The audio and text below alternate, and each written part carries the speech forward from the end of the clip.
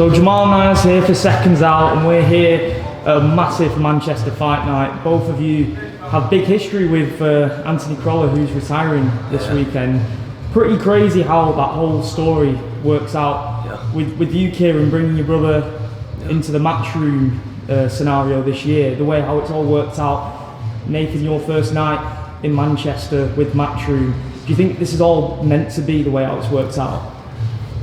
Yeah, 100%. I feel like maybe I've paved the way for my brother to get on this big stage, and now he's here, and I'm buzzing for him. Like, we're just in a public workout there, and he just said, Nathan said to me in the ring there, and he just said, "This is the next level, this, isn't it?" I went, "I know, it's buzzing," you know what I mean? It's really good.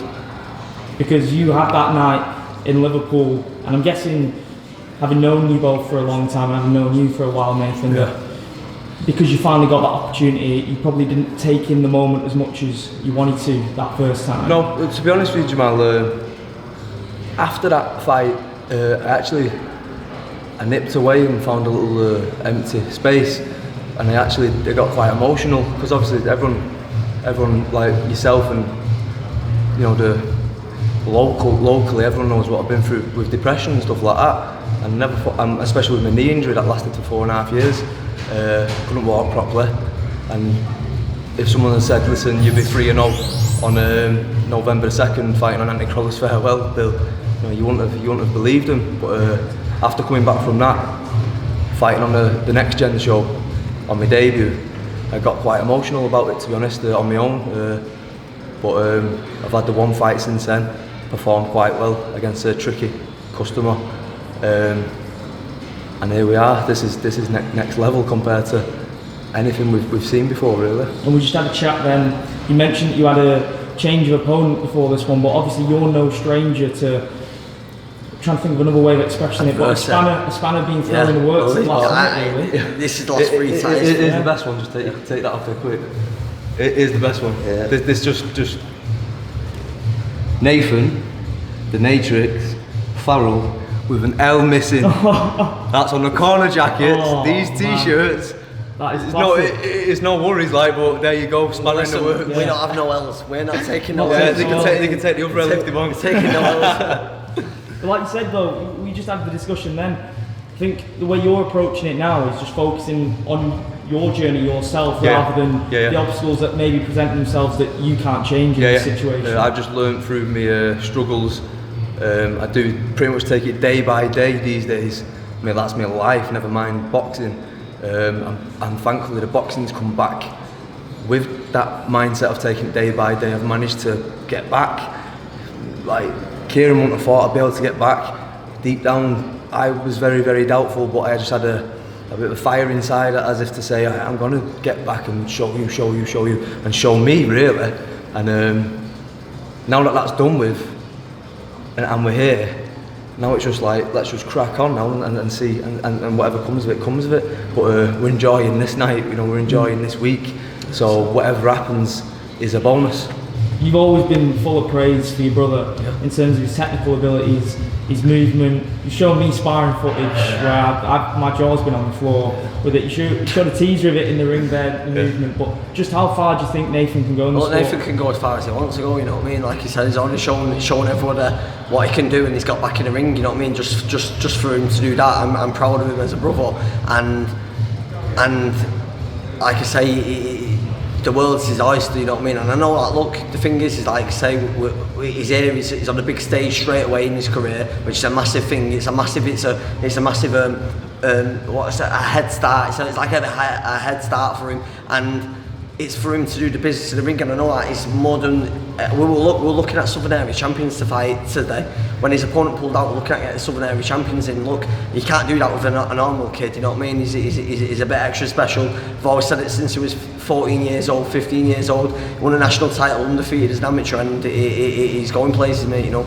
And obviously, mentioned before, Anthony Crolla's retirement fight, he's been a big part of both of your lives. He's been a massive friend to you both. Over the past decade, really, better half of a decade. You know what? It's funny because Anthony Crolla, what a lot of people don't know is he actually come to support me when I fought in the Junior A National Final in 2007. He was there, and I was buzzing that there was a professional boxer there to come and cheer us on, you know. And what's it called? Like obviously I had the fight with Crolla and stuff like that, and ever since like always stayed in touch. Good friends, and it's good to have that friend who's been in with Lomachenko and been in with Linares and all that, and everything what Anthony's done. I'm proud of Anthony for doing that as well. You know what I mean? It's full of praise, and it's paved the way for every Manchester fighter to believe in yourself and look, you can come through adversity and you can make it. Nathan, I know you're very outspoken on, you know, the way how others may have perceived you in the past, and with the magnitude of this card and the magnitude of the Liverpool card as well, obviously people are going to be coming out the woodwork trying to sort of get a soundbite from you. Yeah. How has that been, adjusting to the increased attention for the positive rather than maybe the way you perceived it a year ago? To be honest, I'm not daft. I know when someone's got their own agenda and stuff like that. But to be fair, one of the best things about what's happening recently in my first 2 fights is how positive people are towards me. Sort of not used to it, you know what I mean? Obviously, living with depression on and off for 7 years after his brain injury, sort of convince yourself that the world's against you, everybody's against you.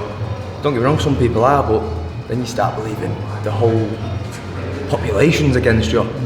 So to see that everyone actually is loving, like, complimenting me on my performance, on my style, on my attitude towards life. For me, that's the best, the compliments and the good, you know, all the love and the good vibes that's come towards myself for making this comeback. That's probably the highlight for me right now, from like a spiritual point of view. Forget like the cameras and the accolades and stuff like that. People treating me good and being happy for me, it means a lot to me. Finally, how do you visualise the fight going Saturday night? Well, my initial opponent, I was planning on just let my hands go from the first bell because he's a little bit smaller than me. I do think I would have got him out of there. It's alright me saying it now, like, but I was really confident. So I was going to sort of change my style a little bit because I can do both.